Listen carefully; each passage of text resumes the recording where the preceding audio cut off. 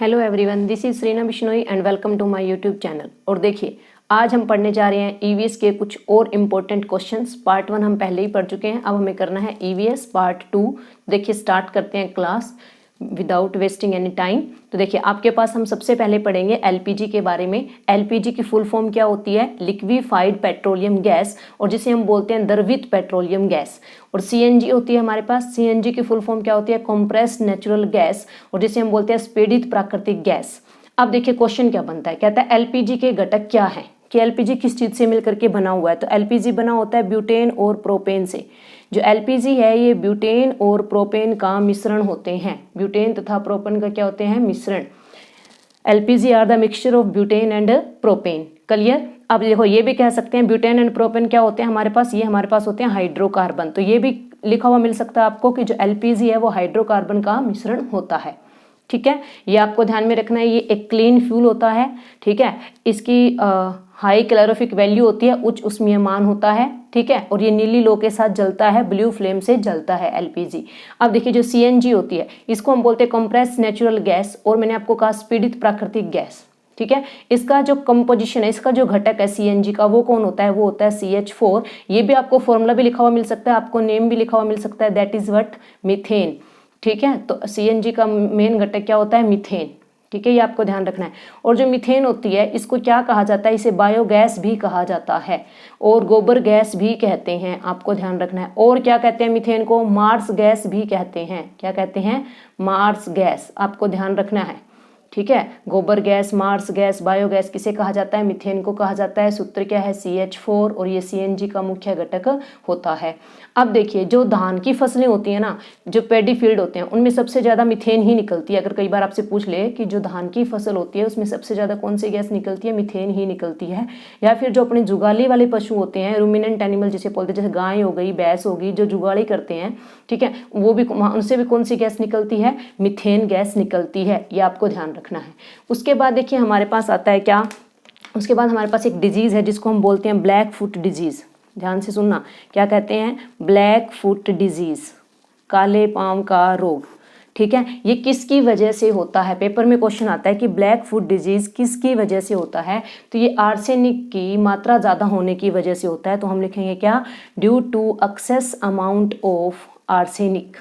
Arsenic की अधिकता होने की वजह से ये रोग होता है। जब बॉडी में आर्सेनिक की मात्रा ज़्यादा हो जाती है तब कौन सा डिजीज होता है? ब्लैक फुट डिजीज होता है। ठीक है, और आर्सेनिक क्या होता है? जो हमारा ग्राउंड वाटर होता है उसमें पाया जाता है। ठीक है, और अगर हम उसमें आर्सेनिक पाने की वजह से क्या होता है, उसकी जब अधिकता हो जाती है तो एक रोग हो जाता है, उसको हम क्या बोलते हैं? ब्लैक फुट डिजीज बोलते हैं। क्लियर? उसके बाद देखिए, मैं आपके सामने एक टर्म इंट्रोड्यूस करवा रही हूँ, बहुत ही इंपॉर्टेंट सी टर्म है। कई बार डायरेक्ट क्वेश्चन मिल जाता है, हमें पता नहीं होता। ठीक है, और वो टर्म आपके पास क्या है? वो टर्म है मेलानोर्निया। ठीक है, क्या है ये? मेलानोर्निया। मेलानोर्निया, और इसे क्या कहा जाता है? इसे मेलानोवा भी कहा जाता है। क्या कहा जाता है? इसे मेलानोवा भी कहा जाता है। आपको माइंड में रखना है, मेलानोर्निया या फिर मेलानोवा।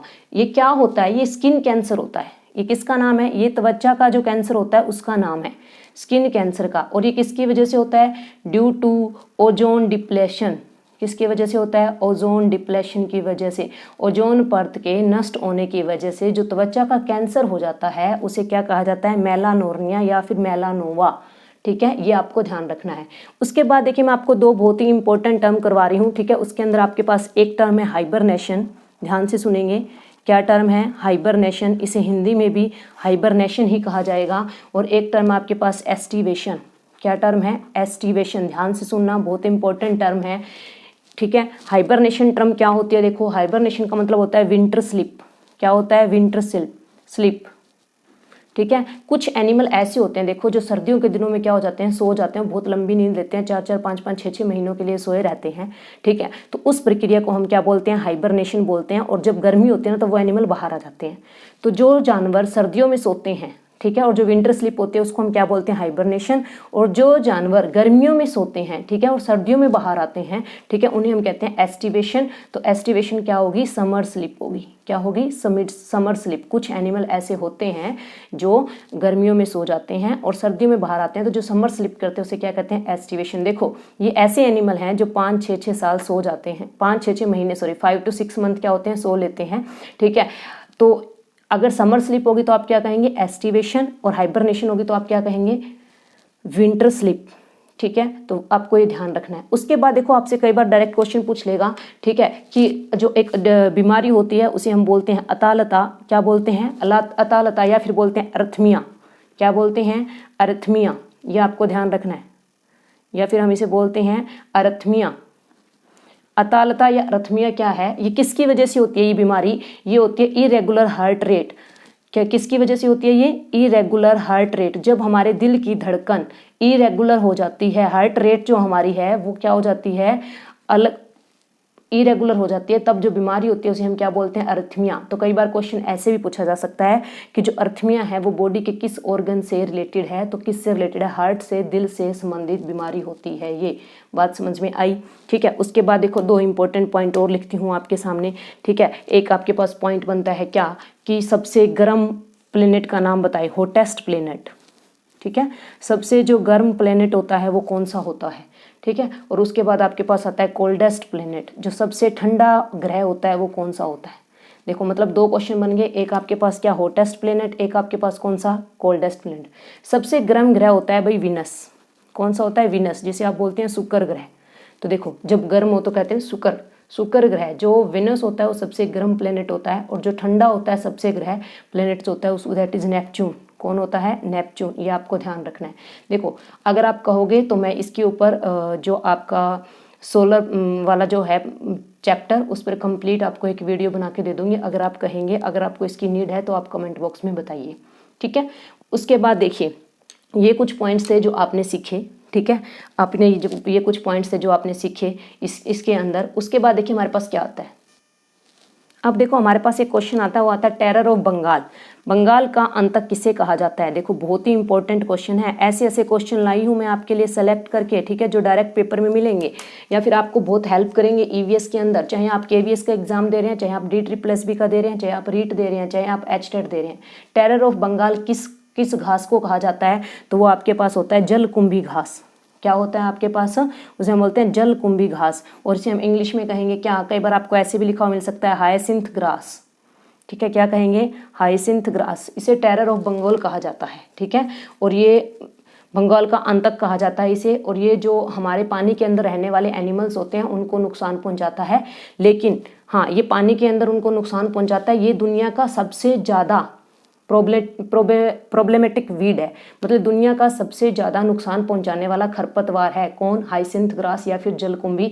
लेकिन इसका एक प्लस पॉइंट ये है, देखिए मैं पॉजिटिव पॉइंट ही लिख रही हूँ, ठीक है, क्योंकि हमें हमेशा क्या रहना चाहिए, पॉजिटिव। तो इसका प्लस पॉइंट ये है कि ये जो ग्रास है, जो जलकुंभी घास है, ये पानी के अंदर, ठीक है, जो पोल्यूशन हुआ है किसकी वजह से, इंडस्ट्रियल की वजह से, इंडस्ट्रियल एफ्लुएंट की वजह से, मतलब जो इंडस्ट्री से निकल करके वेस्ट आया है उसकी वजह से पानी में जो पोल्यूशन होता है, पानी में जो प्रदूषण होता है, देखो पानी का सूत्र क्या लिख दिया मैंने, H2O, उसको चेक करने के काम भी आता है। तो इसका पॉजिटिव पॉइंट क्या, पेपर में ये भी क्वेश्चन आ सकता है कि उस घास का नाम बताइए जो पानी के अंदर इंडस्ट्री की वजह से होने वाले प्रदूषण को चेक करने में काम आता है, तो वो कौन सा होगा, हाइसिंथ ग्रास। आई होप आपको इतना अच्छे से समझ में आ गया होगा। तो ठीक है, आज की क्लास में इतना ही। आप इतने सारे क्वेश्चन याद करेंगे, फटाफट लास्ट के 5 मिनट्स में रिवाइज कर लेते हैं क्वेश्चंस। देखो आपके पास सबसे पहले आता है क्या, एलपीजी की full form liquefied petroleum gas, और इसका जो कंस्टिट्यूएंट है वो कौन है, ब्यूटेन और प्रोपेन, और आप इसे हाइड्रोकार्बन भी कह सकते हैं। CNG कंप्रेस नेचुरल गैस क्या होगी, CH4 मीथेन। मीथेन के और क्या क्या नाम है, बायोगैस, गोबर गैस, मार्स गैस। मीथेन का सूत्र क्या है, जल्दी से बोलिएगा, CH4। उसके बाद आता है ब्लैक फुट डिजीज, किसकी वजह से होता है, तो मेन पॉइंट ये है, आर्सेनिक की वजह से होता है, ठीक है। आर्सेनिक की जब शरीर में अधिकता हो जाती है। हाइबरनेशन क्या होता है आपके पास, विंटर स्लीप। एस्टिवेशन क्या होता है आपके पास, समर स्लीप, ठीक है। उसके बाद आपके पास आता है क्या, मेलानोवा या मेलानोर्निया क्या है, ये स्किन कैंसर है जो किसकी वजह से होता है, ओजोन की परत के नुकसान पहुंचाने की वजह से। अरिथमिया दिल से संबंधित एक बीमारी है, जब हार्ट रेट इरेगुलर हो जाता है तब होता है कौन, अरिथमिया। टेरर ऑफ बंगाल किसे कहा जाता है, जलकुंभी को, हाइसिंथ ग्रास को। ये दुनिया का सबसे ज़्यादा नुकसान पहुंचाने वाला खरपतवार है, पर इसका पॉजिटिव पॉइंट ये है कि ये जो इंडस्ट्री से निकलने वाला एफ्लुएंट होता है, ठीक है, जो पानी को प्रदूषित करता है, उसके बारे में बता देता है, ठीक है, चेक करने के काम आता है। उसके बाद आपको बताया कि हॉटेस्ट प्लेनेट कौन सा होता है, सबसे गर्म ग्रह कौन सा होता है, तो आपने कहा विनस, शुक्र, और सबसे ठंडा कौन सा होता है, नेपच्यून। आपको आई होप क्लास पसंद आई होगी, ये आपके लिए हेल्पफुल रहेगा। और अगर आपको इस नोट्स की PDF चाहिए तो आप मेरे डिस्क्रिप्शन बॉक्स में दिए गए टेलीग्राम लिंक पर मुझे मैसेज कर सकते हैं, मैं आपको ये PDF सेंड कर दूँगी। Thank you.